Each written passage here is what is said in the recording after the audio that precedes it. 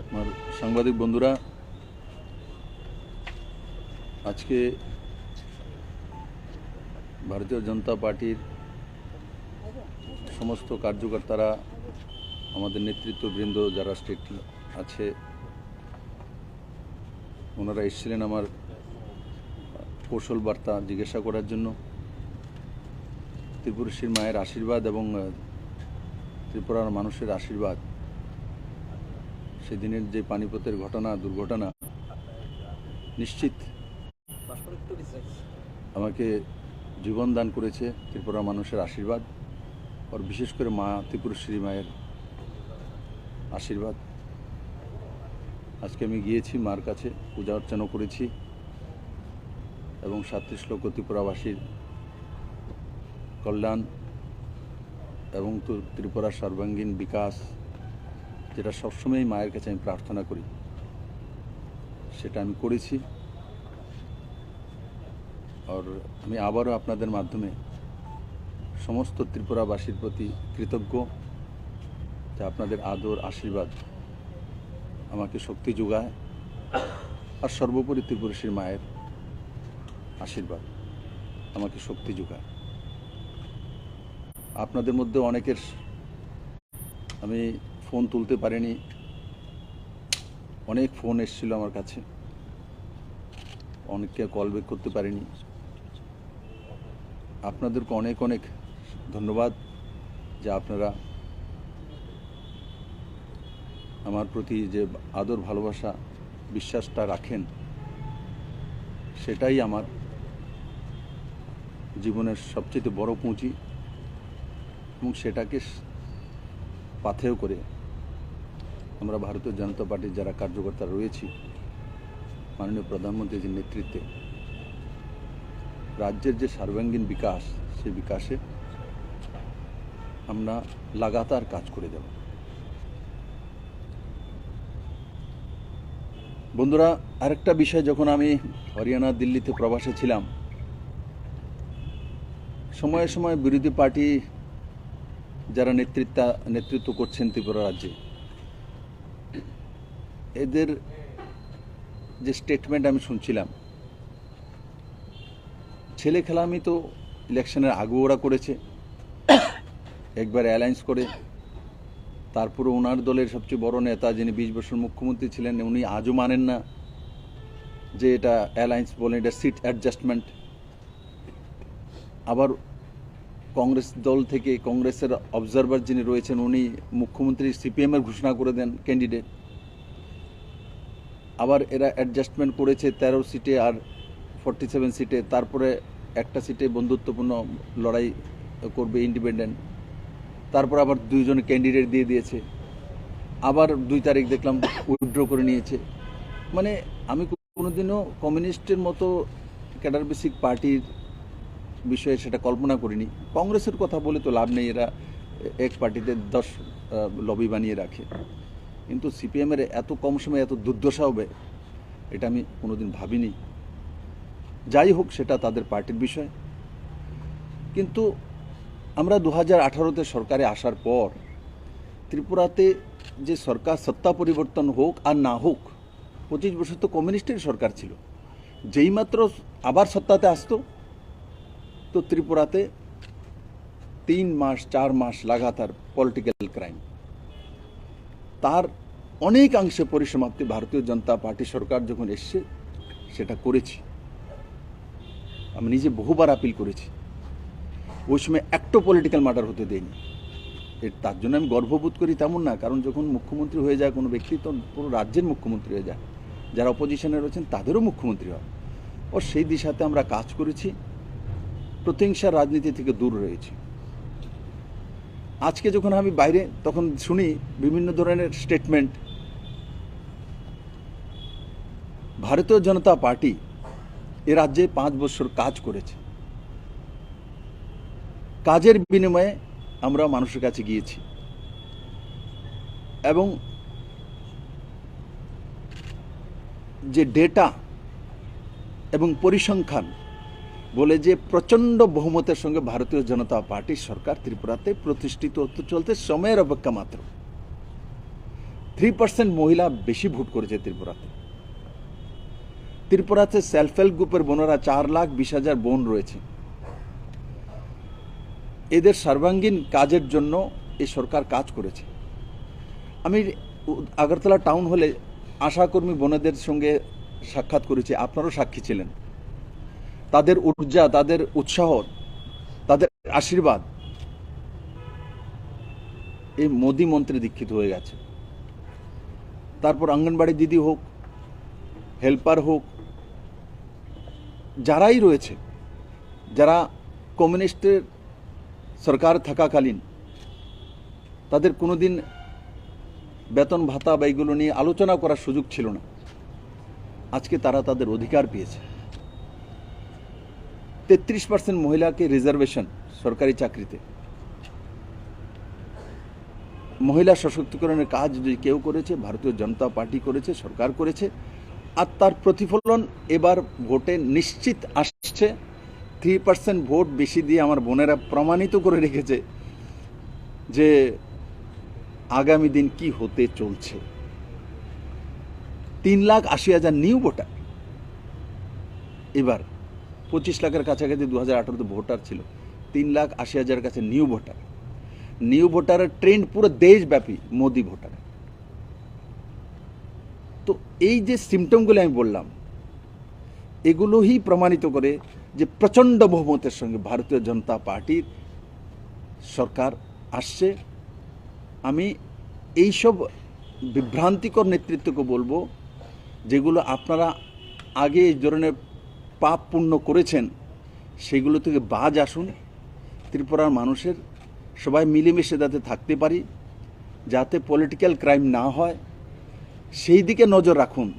নিজের ব্যক্তি সত্তার জন্য এই 5-7 দিন কেউ মুখ্যমন্ত্রী হয়ে যাচ্ছে, কেউ উপমুখ্যমন্ত্রী হয়ে যাচ্ছে, কেউ শপথ নিয়ে নিচ্ছে, মানে যে মানে বাঁচবা না। এটা ত্রিপুরার যে রাজনৈতিক ব্যক্তিত্বের যে গ্রাফটা, সেটাকে নিচে নিয়ে আসে। আমি বলবো না, আমিও একটা রাজনৈতিক দলের কার্যকর্তা। স্বাভাবিকভাবে আপনাদের গ্রাফ যদি নিচে যায় তো সেটা আমাদেরও লোকসান হয়। মানুষ অ্যাসেসমেন্ট করে যে ক্যা ত্রিপুরার পলিটিক্যাল যারা নেতৃত্বে তো রয়েছে, এদের ব্যক্তিত্ব কি, এদের পাঞ্চুয়ালিটি কি, এতে আমাদেরও লস হয়। তার জন্য এগুলো না করে নিজের কাজ করুন, আমরাও কাজ করি। और ইলেকশনে জিত হার হয়, এক পার্টি জিতে এক পার্টি হারে, যারা হারে অপোজিশনে যায়। তো ওইভাবে মানুষের সঙ্গে, আম জনতার সঙ্গে নিজেকে ধরে রাখুন। আর নাহলে 2018-তে যেভাবে শূন্য থেকে প্রচণ্ড বহুমত নিয়ে ভারতীয় জনতা পার্টি সরকার এসেছে মাননীয় প্রধানমন্ত্রীর নেতৃত্বে, আর তারই ঐতিহাসিক প্রতিফলন আসছে 2023-এর এই নির্বাচন। 2 মার্চ আমি আজকে আপনাকে বলে দিলাম, আমি কই মানে গণক বা ভবিষ্যৎ দ্রষ্টাকে জ্যোতিষ নই, কিন্তু ত্রিপুরার মানুষকে বিপ্লব দেব বুঝে। ও ত্রিপুরার মানুষ বিপ্লব দেবকে রগ রেখেছেন, কারণ কি আমাকে আবিষ্কার শুধু ত্রিপুরার মানুষ করেছে। তার আগে আমার কোনো পরিচয় ছিল না, না আমার ব্যক্তিত্ব ছিল, না আমাকে জানতো। যারা এখন কংগ্রেস সিপিএমের নেতৃত্ব আছে, এদেরকে আমিও ছোটবেলা থেকে নাম শুনেছি, এরা মন্ত্রী ছিল, এরা অপোজিশন লিডার ছিল, ফালনা ডিলনা, এই বাড়ির ওই ঘরের এইসব। আমাদের কোনো, আমরা সাধারণ ছেলে ছিলাম, গ্রামের ছেলে, উঠে এসেছে। আজকে আমার যাই পরিচয় আছে, পুরো ভারতবর্ষ হোক, দুনিয়াতে হোক, একমাত্র ত্রিপুরা মানুষের জন্য আছে। আর ভারতীয় জনতা পার্টি আমাকে প্রদেশ সভাপতি বানিয়েছে, কাজ করার সুযোগ দিয়েছে। তার জন্য পার্টির প্রতি আমি কৃতজ্ঞ, আর বিশেষ করে ত্রিপুরার মানুষের প্রতি আমি কৃতজ্ঞ। আমি আজীবন আপনাদের প্রতি ঋণী থাকব যে আমার মতো একজন লোককে আপনারা কমসে কম ভারতবর্ষের সব জায়গায় একটা পরিচিতি দিয়েছেন। আর সেই পরিচয়টা আমি চিরদিন, আপনাদের আশীর্বাদটা যাতে সুন্দরভাবে আমি বজায় রাখতে পারি, যেটা আমাকে দিয়েছেন, সেটা আমি কাজ করব। আমি তার জন্য আমার সাংবাদিক বন্ধুরা আপনাদের সঙ্গে মিলিত হয়েছি যে এভাবে হানিমুন পিরিয়ড যাতে চলছে এগুলো বন্ধ করে দিন, আপনাদের মাধ্যমে তাদেরকে বলছি। না হলে জনতা আপনাদের মাফ করবে না, এবং একবার শাস্তি পেয়েছেন আবার বড় শাস্তি পেতে চলবেন। কারণ ডেমোক্রেসিতে ইভিএম মেশিনের মাধ্যমে জনতা তয় করে কাকে বসাবে কাকে হটাবে। তার জন্য ওই মানসিকতায় কাজ করুন, না উকসানো, না নিজে উকসানো, না অন্যকে উকসানো। যদি হিম্মত থাকে এতই, ইলেকশানে আরও ইলেকশন আছে, এটা তো ছেড়ে দিন, 23শে বিধানসভা হয়ে গেছে। আপনাদের আগে যে নাটক করেছেন সেটাই প্রমাণিত হয়ে গেছে আপনাদের নাটকের বহর কি, মানুষ দেখে নিয়েছে। ত্রিপুরা মানুষ দূরদৃষ্টি, ত্রিপুরা মানুষ ভবিষ্যৎ তৈরি করতে জানে, 18তে প্রমাণিত করেছে। তার জন্য আগে লোকসভা ইলেকশন হবে, আরও ইলেকশন আসবে, তার জন্য প্রস্তুতি নিন। ডেমোক্রেটিক তরিকে সে ভারতীয় জনতা পার্টির সঙ্গে লড়াই করুন, আর রাজনীতিক যে একটা ভাষা আর যার একটা লেভেল ওটাকে মেনটেন করুন। আর ত্রিপুরার সর্বাঙ্গীন যে বিকাশ আমরা শুরু করেছি, সবার জন্য কাজ করা, সবার জন্য ঘর, সবার জন্য জল, সবার জন্য শিক্ষা, সবার জন্য স্বাস্থ্য, এর আগে ত্রিপুরা কোনোদিন দেখেনি। এই প্রথমবার ত্রিপুরাতে এগুলো হয়েছে। তো আমি আশা করি যারা বিভিন্ন বিরোধী দলের নেতৃত্ব আছেন ওনারা ত্রিপুরার কল্যাণে, এনারা 3-4 জন মুখ্যমন্ত্রী হয়ে গেছেন 4-5 দিনে, কমসে কম এই বয়ানবাজি বন্ধ করে ত্রিপুরার মানুষের হিতে চিন্তা করুন, দেশ হিতে চিন্তা করুন, তবেই ত্রিপুরা এবং আপনাদের মঙ্গল হবে। ধন্যবাদ। স্যার, আপনি দাবি করছেন যে বিজেপি নিরঙ্কুশ সংখ্যাগরিষ্ঠতা পাবে, কিন্তু সম্প্রতি বিরোধী শিবির থেকেও একজন, তিনি কংগ্রেসের বিধায়ক, উনি প্রার্থীও হয়েছেন, এবারে বিধানসভা থেকে প্রার্থী হয়েছেন। উনি তো বলে দিচ্ছেন আপনারা কটা আসন পাবেন, এবং সিঙ্গেল ডিজিটও সম্প্রতি বলেছেন সংবাদ মাধ্যমে। দেখুন, আমি তাদের বিষয়ে কিভাবে দেখছেন? দেখুন, তাদের বিষয়ে আমি বলবো না। তাদের কংগ্রেসের সবচেয়ে বড় নেতা ভারত জোড়ো যাত্রা নিয়ে বেরিয়েছিলেন। যাত্রা কতটুকু গেছে, কোথায় গেছে, যাত্রার রেজাল্ট কি, আজ পর্যন্ত কংগ্রেসেরাই বুঝতে পারেনি। ওই দিন দেখলাম মহাজোট হবে, এখানে কংগ্রেস সিপিএম অ্যালায়েন্স করে বসে আছে। এখানে যে 20 বছর মুখ্যমন্ত্রী উনি সেই অ্যালায়েন্সকে মানেন না। আর যখন ওখানে মহাজোট বলে কংগ্রেসের নেতৃত্ব হবে, সিপিএমের সবচেয়ে বড় নেতা বলে যে কংগ্রেস অতি উতাসনে আসছে। তো এরা কোথায় কি বলছে, কিসের জন্য করছে? মোদির প্রভাব, মোদি আজ গ্লোবাল লিডার, ইন্টারন্যাশনাল ফিগার। ভারতীয় জনতা পার্টি আমাদের মতো কার্যকর্তার ভাগ্য ভালো, আমরা এমন সময় পার্টি করছি যখন নরেন্দ্র মোদি আমাদের সর্বোচ্চ লিডার। আজকে দেখুন ভারত কোথায় পৌঁছে গেছে। অস্ট্রেলিয়ার প্রধানমন্ত্রী আসছেন, মোদিজির সঙ্গে বসে ক্রিকেট ম্যাচ দেখবেন।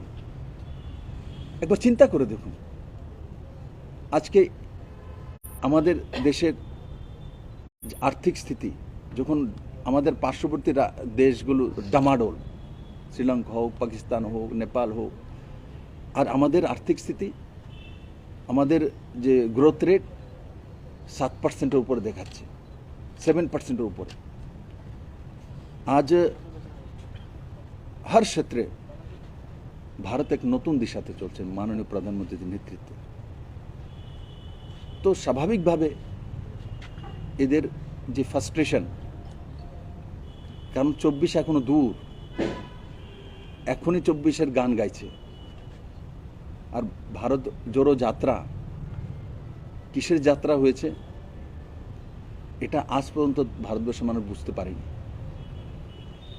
তার জন্য সিপিএম কংগ্রেস কি বলছে ত্রিপুরা রাজ্যের মধ্যে আর কি করেছে ত্রিপুরার মানুষ এগুলো জানে।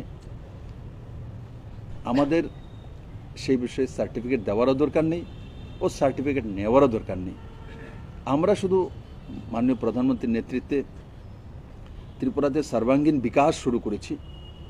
যে আমার ব্যক্তিগত একটা স্বভাব হয়ে গেছে, ত্রিপুরার মানুষকে ভালোবাসি, ত্রিপুরার মানুষ আরও বড় হোক, ত্রিপুরার মানুষ খুব উপরে উঠুক।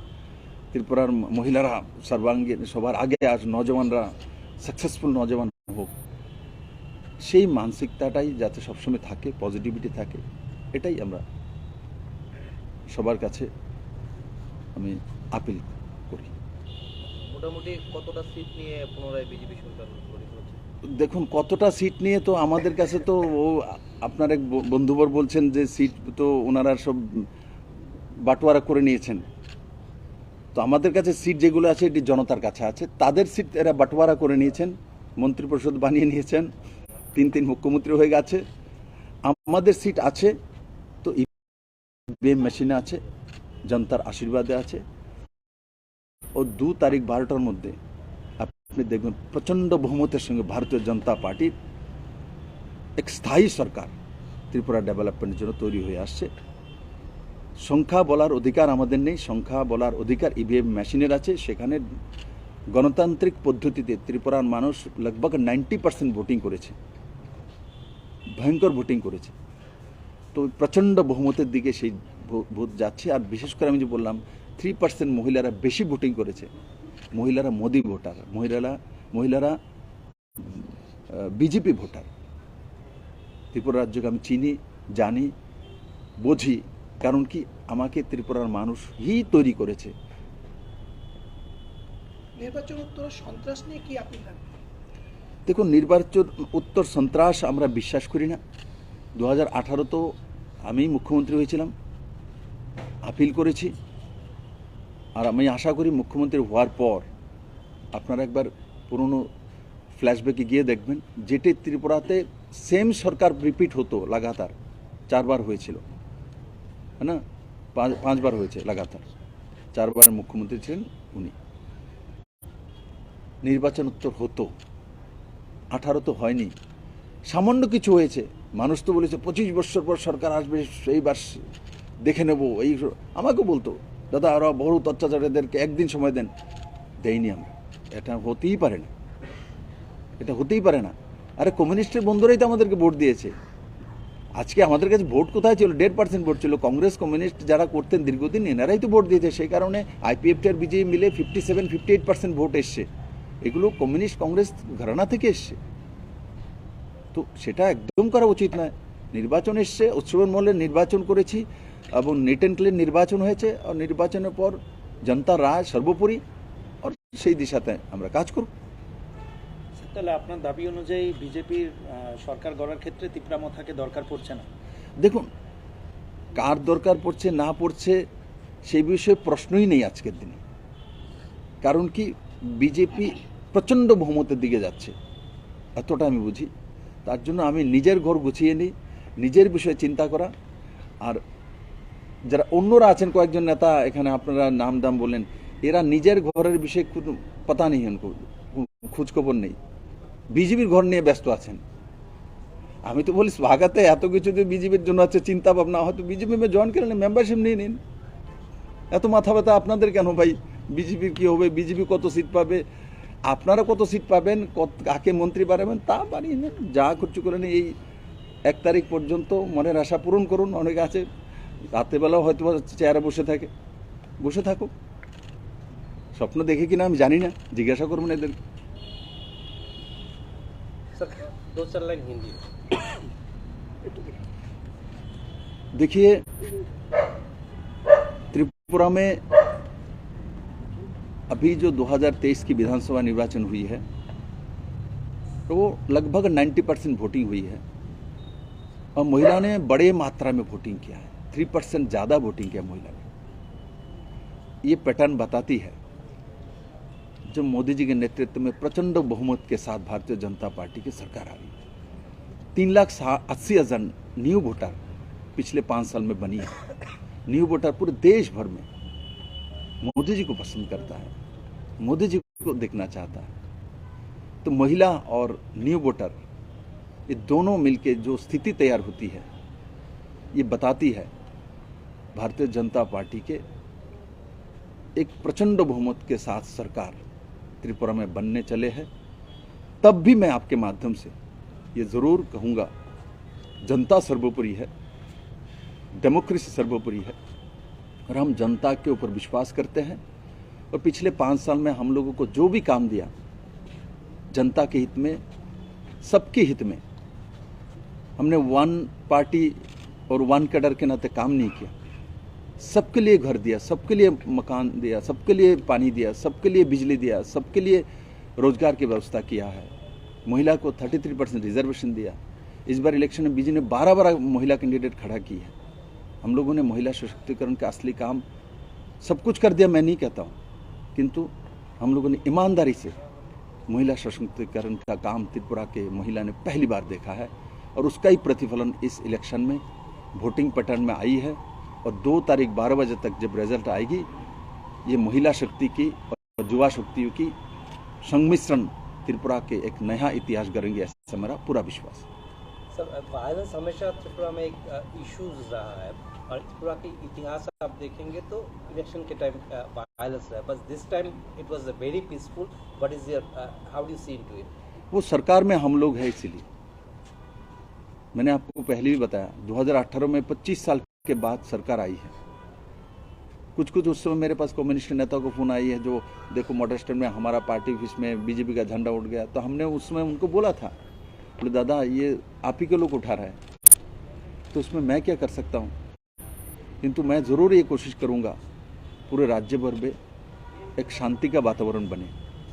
और आप लोग साक्षी है, जो कि सीपीएम की सरकार लगातार रिपीट होती थी, उसके बाद भी इतने भयंकर तरीके से वायलेंस होती थी, किंतु उसका एक भाग भी 2018 में दिखी नहीं और 23 में भी नहीं दिखेगा, क्योंकि ये मोदी सरकार है, ये जनता की सरकार है, जनता सर्वोपरि है और हम इसको विश्वास करते हैं। अपील क्या रहेगा आपका? अपील मेरा यही रहेगा, जो सरकार जनता तय करती है और हमारे जैसा जो लोग अलग अलग पार्टी के नेतृत्व, इनको उकसानी देने वाला बयान नहीं देना चाहिए, झूठ मूठ नहीं बोलनी चाहिए, अपप्रचार नहीं करना चाहिए, क्योंकि वो लोग अपप्रचार करके आपने तो कोठी में बैठा रहेगा और आपस में आम आदमी को उकसा के नुकसान कर देगा। ये नहीं होना चाहिए। और मैं विश्वास करता हूँ आपके माध्यम से, मेरे त्रिपुरा के कोई कम्युनिस्ट का भाई हो, बीजेपी का भाई हो, कोई भी किसी पार्टी कर ही सकता है, किंतु आपस में नहीं लड़ेंगे हम लोग। हम ईवीएम मशीन में लड़ेंगे, हम इलेक्शन लड़ेंगे, किंतु ये काम भाई भाई बिल्कुल नहीं लड़ेंगे। त्रिपुरा के मिट्टी में एक बूंद भी ब्लड झरने नहीं देंगे। इस दिशा में हम लोग काम करना चाहिए। Thank you.